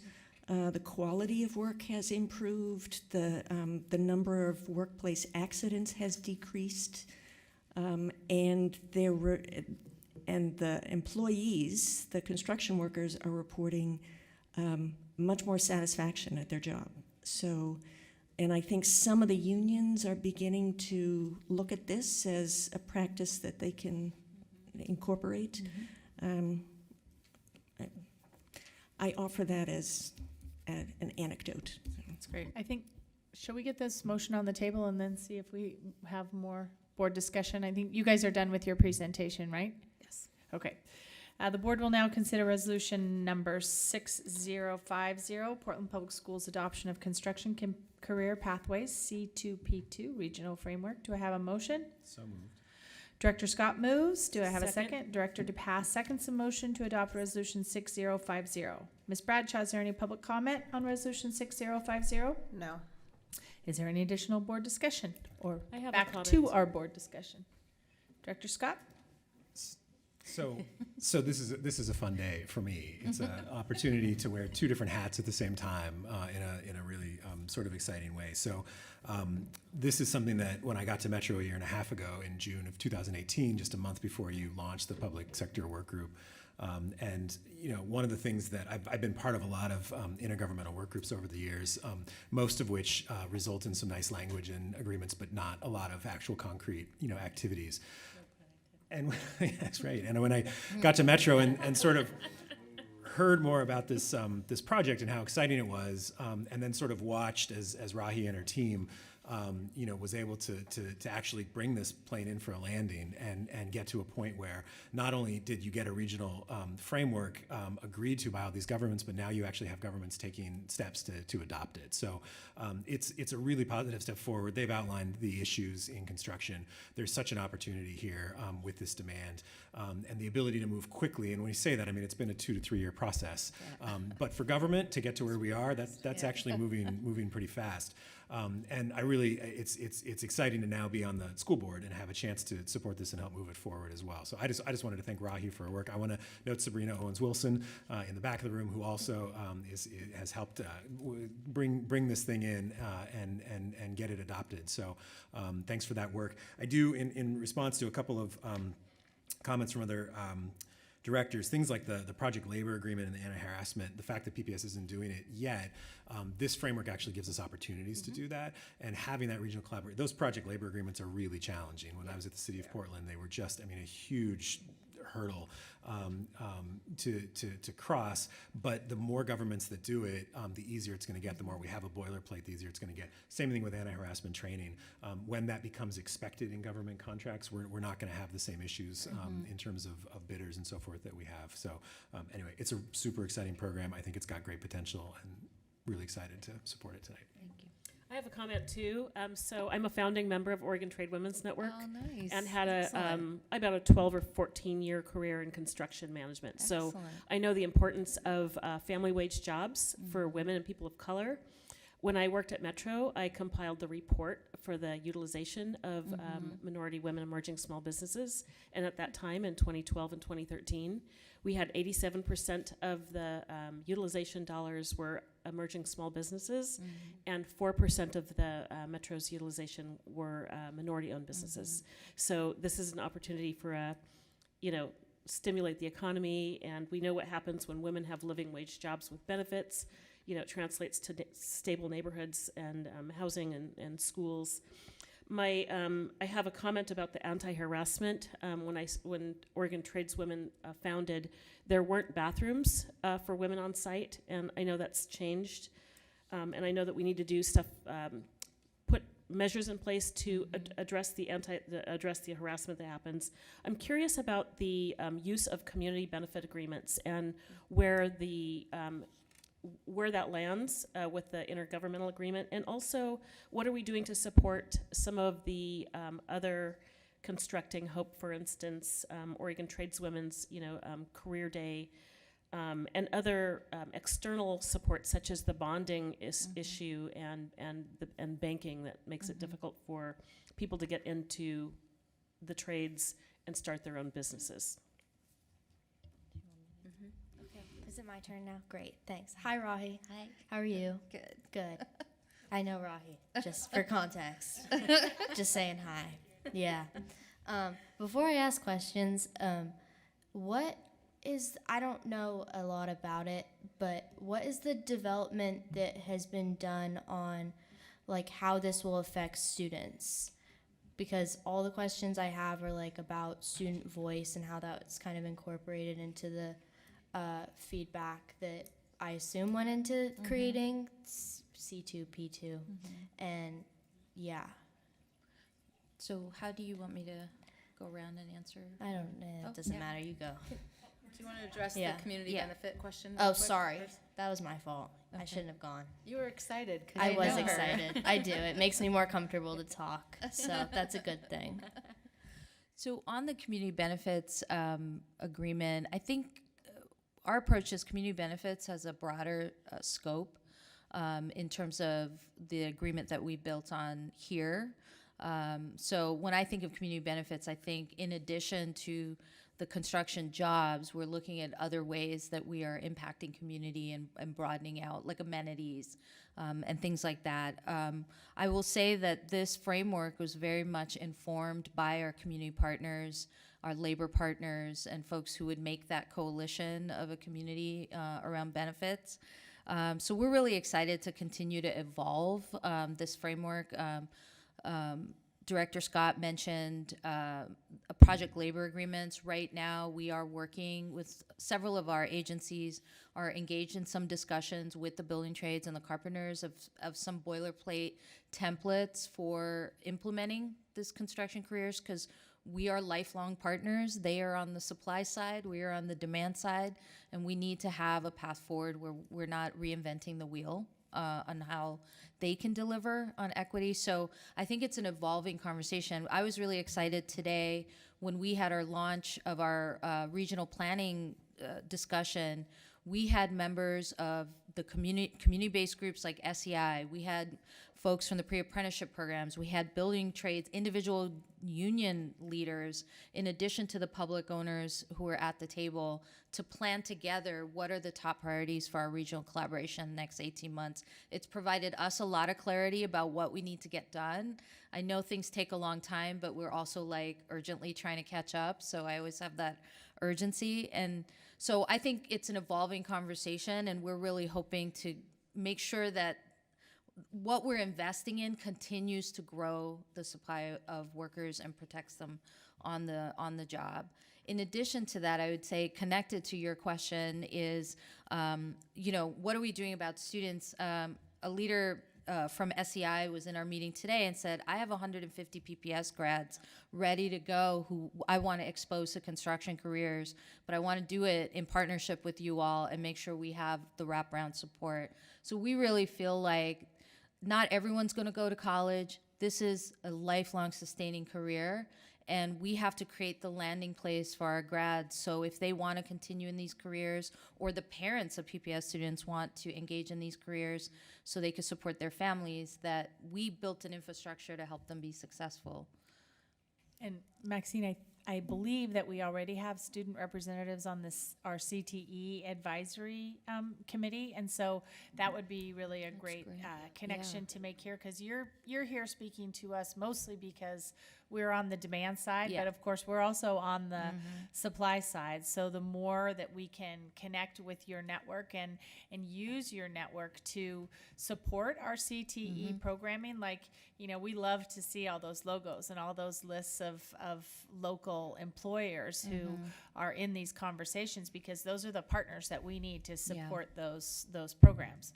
So that's, I think, a great place for you to make that connection for Great. Chair students. Constant. So that was partly the point I also wanted to make also when I heard our student rep, when the study calls for recruitment of diverse workers, it points out that the barrier is that there aren't current strong outreach efforts with K-12 and asks for that stronger collaboration and alignment. So it's nice to see some of those who do partner well with us, but what we're often finding, and not just in PPS, that we aren't providing our high school students in construction pathways those job shadowing and apprenticeship opportunities. And so how do we strengthen that as a direct opportunity to attract diverse students getting those kinds of experiences?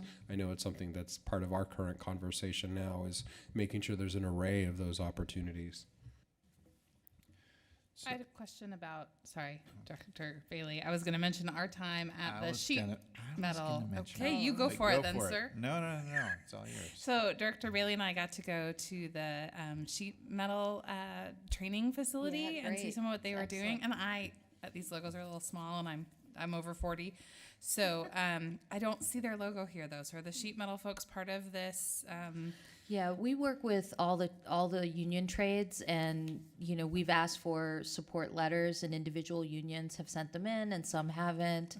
Our policy is we work with the organized group of the building trades unions and the carpenters unions and their reps, and we're encouraging building trades leaders to bring individual trade leaders from the individual trades like sheet metal and iron workers to participate in all of these processes. And we're excited that several of them, I don't know if sheet metal will be included, will be participating in a joint equity training when we work together on our potential labor agreements. So I think we're just like really creating lots of opportunities, even for the unions that may not always get a lot of attention, like the electricians, to get on board.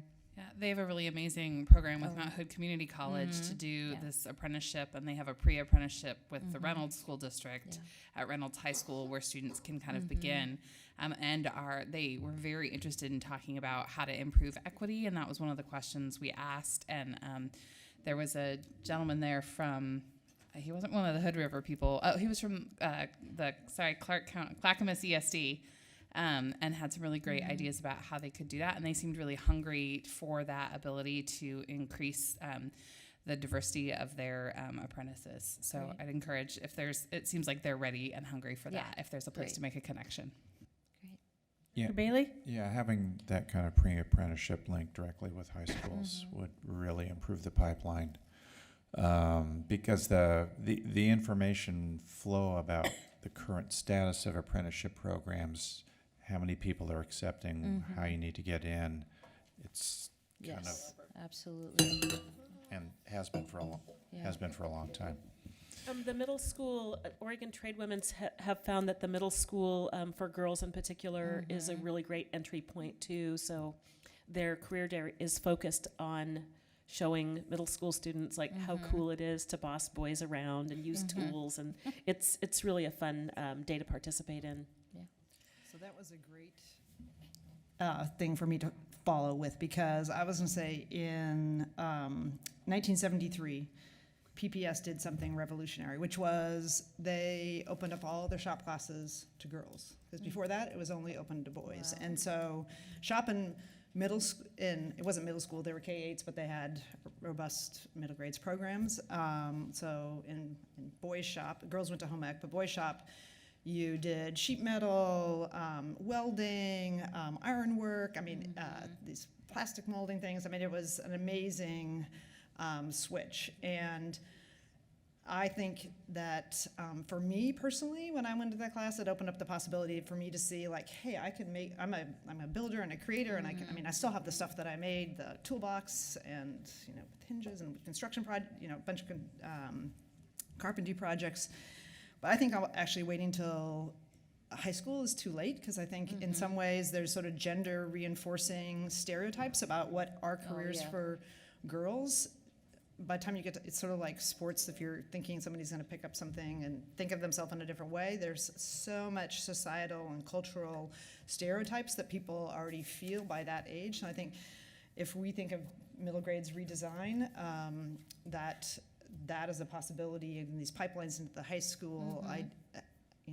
I think every girl can see herself as a creator and a builder, but it needs to happen early, and it needs to be before all these reinforcing stereotypes get in. So I hope we consider that as part of like the pipeline, not just high schools. Also, just want to thank Metro for the leadership. I don't think this project would have all come together, so thank you to the Metro team for pulling PPS in. I don't think I got an answer to my question on I got a partial answer, I think, on the whether our major contractors would be required to take the pledge. So I saw that we have.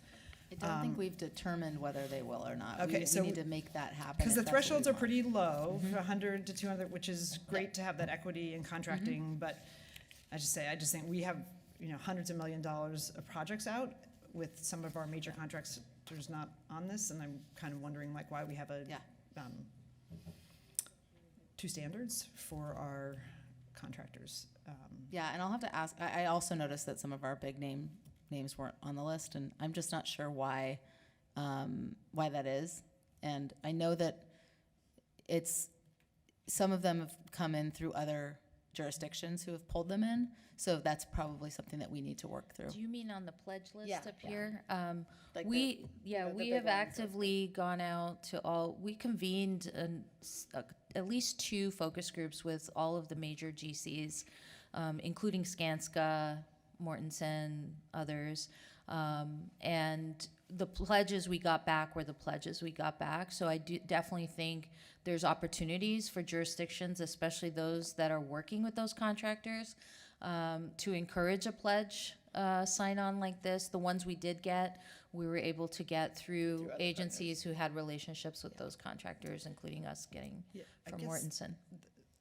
My issue with only having part of our contractors or not asking everybody is, it's not cheap to do this, because I think it takes extra work to create a pipeline and to train and support and to sort of bust through the issues and the barriers that exist. So in some ways, the contractors that agree to take the pledge might be like creating a cost differential around that. So it seems like we should have a point of view about whether this is a requirement, or you get extra points if you bid on something that it's not putting them at a cost disadvantage, and something that we actually want them to do. I think there's 2 things. You're talking about two different but related and important things. One is, who's committing to working with the jurisdictions and the C2P2 partnership and program to increase their standards and work on these issues. And then there's the PPS policies and what we put in our contracts with our contractors, what we require of them. And I think what you're getting at is, why aren't we putting anti-harassment policies or thresholds, or I'm having a hard time being articulate, but why aren't we building that into what we're having our folks sign? Right now we don't have that standardized. So I think it's a really good question, and one that I think we need to contemplate. Is that helpful? Yeah, no, it is helpful, and Rahi will correct me if I'm wrong. I mean, one of the issues here is legally what we're allowed to do, and so it is worth noting. I mean, these goals are aspirational. We can include them as aspirational goals, but we actually can't necessarily require. And so there's a fine line we need to walk in terms of the continuing to do this outreach, continuing this pressure on, and frankly, the more common this becomes, I think the more these companies are going to see this as standard practice. Yeah. But one of the things that legally we and no jurisdiction can sort of say you have to hit these goals. So it becomes a little bit of a fine line in terms of encouraging folks to do it. Did I? Yeah, get and that I right, would just add that it's important, whether they're aspirational or more, create like concrete goals, that what we're asking agencies to do when you adopt this is to weave this framework into the way you do business with your contractors. And so that's why we ask agencies to create thresholds to define when pieces of this framework get implemented in your contracts. And the anti-harassment piece, for example, there isn't a standard curriculum out there, and so part of the work is to commit to saying that, you know, on key projects that you would do, you would encourage contractors to provide that training. And in addition to that, our regional collaboration, we're actually working together across agencies to figure out what is a great package that we can deploy on all of our work sites that contractors could use, so they're not just making it up as they go, but actually is vetted and is effective and consistent. So we want to make it easier for everyone to be successful here. We're not trying to create new, hurdles. And at the same time, we also have to push our contractors to do better than they're doing. And so it's a gentle dance. And we encourage agencies to adopt the framework so you have a guidelines of what you're going to be incorporating into your agreements with your contractors. And a commitment to working with our partners. And the third leg of that stool is we need to give your workforce a head start here in PPS. Yeah. Our own students. The board will now vote on resolution 6050. Did someone have a further question or? Was there public comment? No. The board will now vote on resolution 6050. All in favor, please indicate by saying yes. Yes. Yes. All opposed, please indicate by saying no. Are there any abstentions? Resolution 6050 is approved by a vote of 7-0 with student representative lateral voting. Yes. Yes. All right, thank you so much, and thank you for all the work. We're excited to be a part of it. Tonight, let's move into updates from our committees. Director Lowry, can you provide an update on the Charter and Alternative Programs Committee? Yes, we have been very busy in the Charter and Alternative Programs Committee. It's that time of year when we're renewing charters and voting on extensions. So Director Bailey and I got to visit the Opal School, the Portland Village School, and Kairos PDX in the last week, and I know Chair Constant had been to those sites already.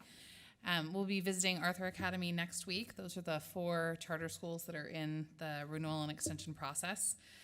We'll be having a public hearing on the renewals for the Portland Village School and Kairos PDX on the 13th of February at 6:30 p.m. right back here in this, our favorite spot to gather. And then the Charter and Alternatives Program Committee will be gathering on the 20th at 5 p.m. To have some discussion conversation. We'll be presenting our recommendations to the board on March 3rd for a vote. So be looking for that information in your packets coming soon. Can I ask a question?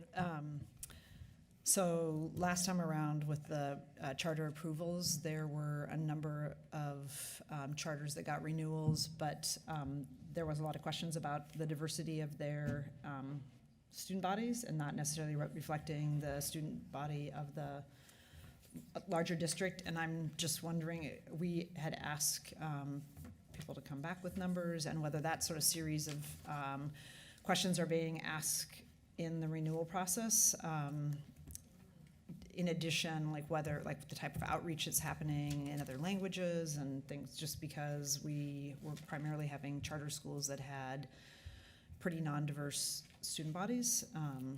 So I'm wondering, I'm curious if that's something that's been part of the conversation. So Director Bailey and I have both asked those questions at the charter schools that we've been visiting about their demographics and their intentions. Portland Village School has chosen to do a weighted lottery, so they, the state of Oregon has changed the allowances for lottery, and so there is weighting, and they have chosen 4 key areas, including, I'm going to get this wrong, race and ethnicity, special ed, I think free and reduced lunch. They said not special ed. Free and reduced lunch, income. Yeah. There were 7 potential areas, and so they have chosen to do a weighted one. Kairos does as well. Opal has chosen not to at this point because they feel like the language around the statute is cloudy. So we're going to be talking to them more about that. But Portland Village School has seen a change in their demographics since they began the weighted lottery. And we have not had the chance to ask Arthur Academy that yet because we have not been there, but that has been one of our foremost questions. And I know that Portland Village School has done a lot of work to do their recruitment in lots of different languages. But that did come up in Arthur Academy's initial presentation, that they have really grown their number of Latino students, Latinx students. So the fuzzy statute was something that that in the past, some of those schools had raised. It seems like we should maybe, as part of a longer-term strategy, try and remove the fuzziness, because it really does make, I know Kairos has a weighted lottery, does make a difference, and we shouldn't. Yeah, I think it's not the statute, it's the, correct me if I'm wrong, it's the feeling that the state is saying you can use these weights, but if somebody sues you, it's on you, not us. So no legal cover, and if you're a small nonprofit with a small margin and you get sued by somebody around some kind of discrimination, your options are limited. So we're in an extension with Opal. That's the one school that's not doing weighted. We will be doing a renewal with them next year. So Director Brim Edwards. So we'll be asking Opal that question, I think, more intensely next year when they're up for renewal, because they're the only one of the schools that we're talking to that's not doing it. So I think we can talk with our general counsel and more deeply explore that with them, as we kind of say this is something we want our charter schools to reflect the population of our whole school community. Great, because I was just noting, because they're not actually nonprofits, they're chartered schools. Is that right?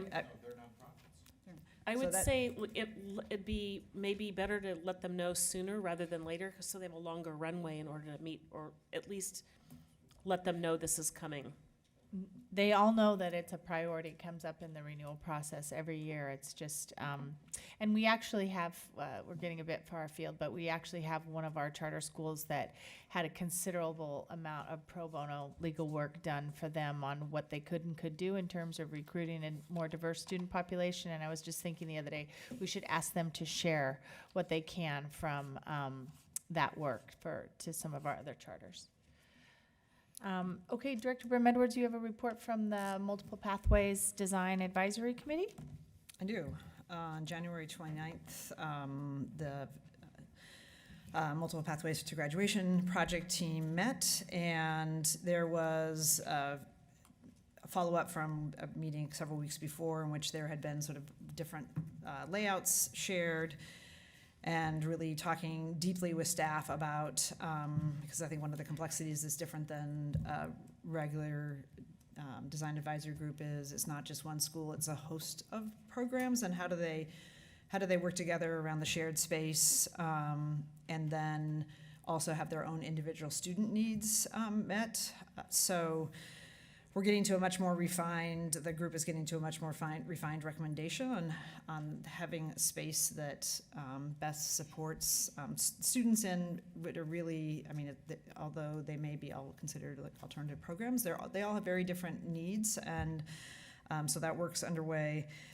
And sort of, I think, some really great partnership from the Alliance at Meek and the Alliance at Benson programs, and how they become Alliance versus two separate programs.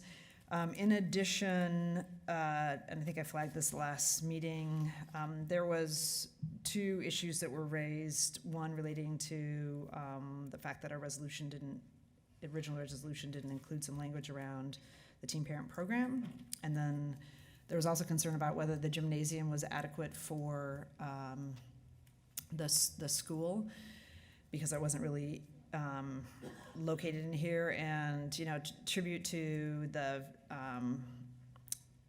facilitators and the firm that's doing the design work. They came with some examples of what actually the design and the space of the gym, some real life examples of what that actually looked like, so people could visualize what it looked like. Then it's a real gym, and so calling it an auxiliary gym was actually a misnomer. It's really kind of a medium-sized gym is what it is. So you get a full court. Well, I think there was a lot of initially when I said like you're getting an auxiliary gym, it was like less than, but they're getting a full, full-size basketball court, wood floors, and also space for whether you're having an all-school assembly or with families that would accommodate that. So really, I think shout out to the Vassetti for allaying some fears that wasn't going to be part of the design in there. And then and I can share this with Director Scott, the language that needs to be added to the resolution. There's just two pieces that need to be added in order to reflect what it is that they're actually building, and also to acknowledge that this teen parent administrative staff offices need to be accommodated there. So I'll pass that off to you for your committee to consider. Thank you. Director Moore, I know the Intergovernmental Task Force did not meet, but the legislative session is underway, so you want to give a brief report about what we're paying attention to there? Yeah, very brief, because the session will be very brief. It's 35 days in total, and we're already, 4 days in? So I just want to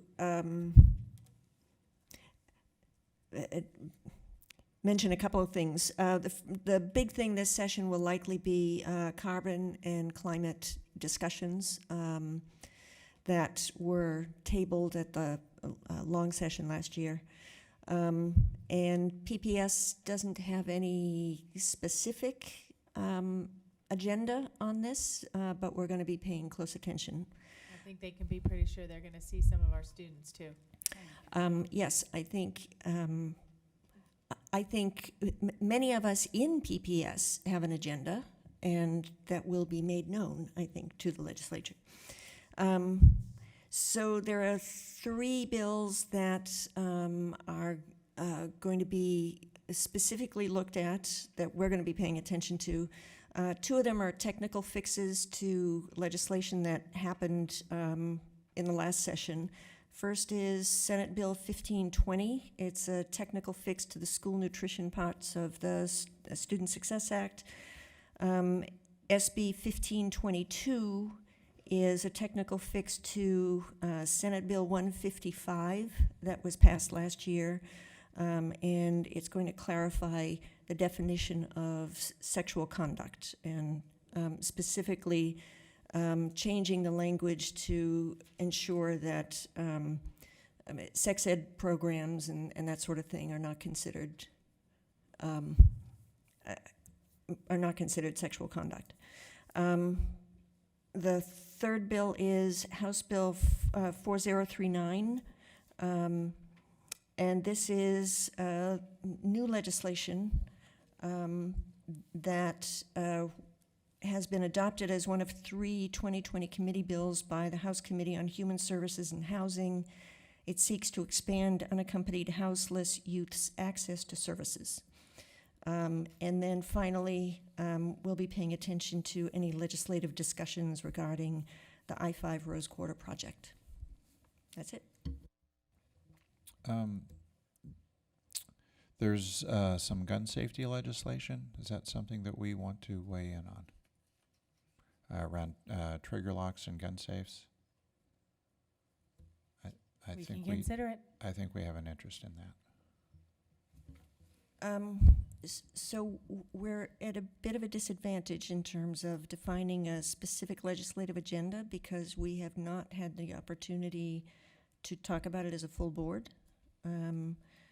I think we'll be paying attention to it, and if I'm going to make a promise here, because I can, that as things develop over the next 30 days, anything that our legislative people feel has implications for PPS, we'll be hearing about it. And then we could have an opportunity at that point to weigh in.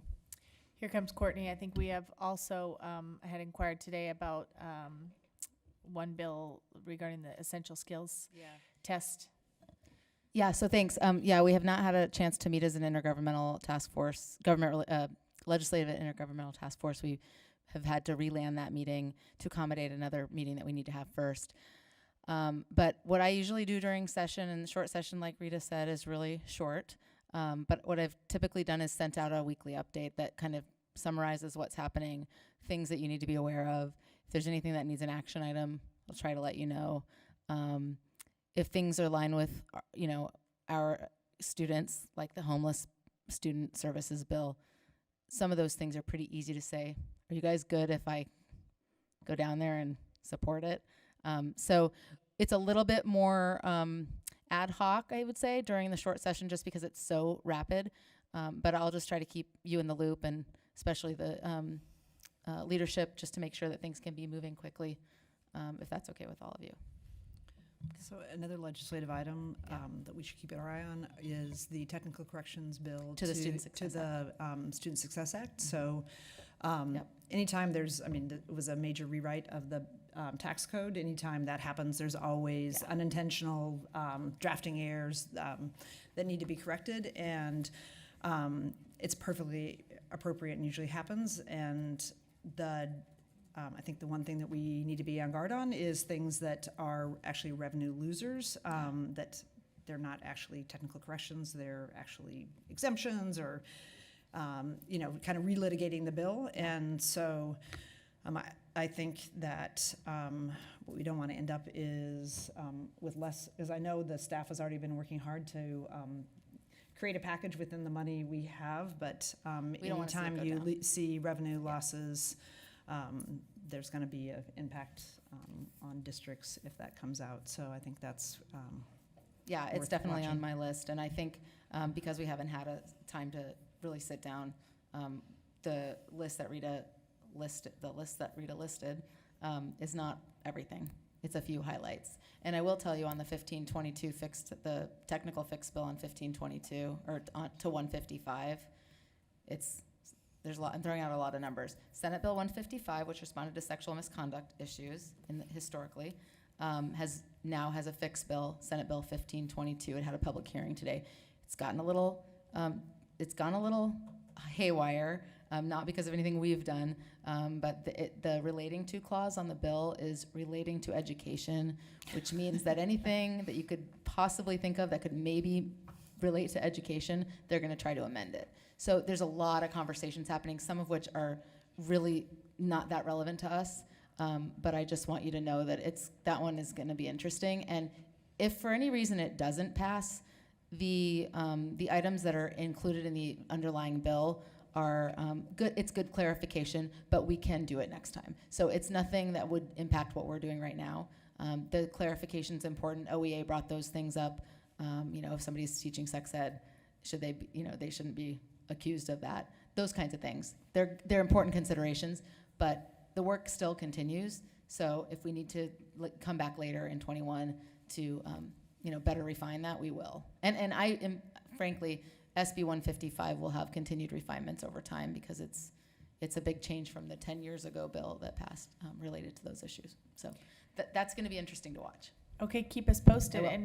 And with regard to the climate talks, since you'll be the one paying close attention to what's going on when, it would be good to give our student activists heads up when you know that there's hearings that they might be interested in I'll be attending. in close touch with Shanice and team to make sure that we take opportunities where we can. Great.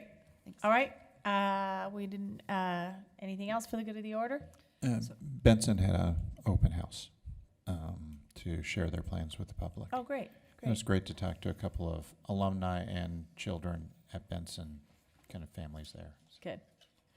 All right, we will now adjourn into a work session on enrollment balancing in the Mazama conference room. The next meeting of the Board of Education will be held February 25th. This meeting is adjourned.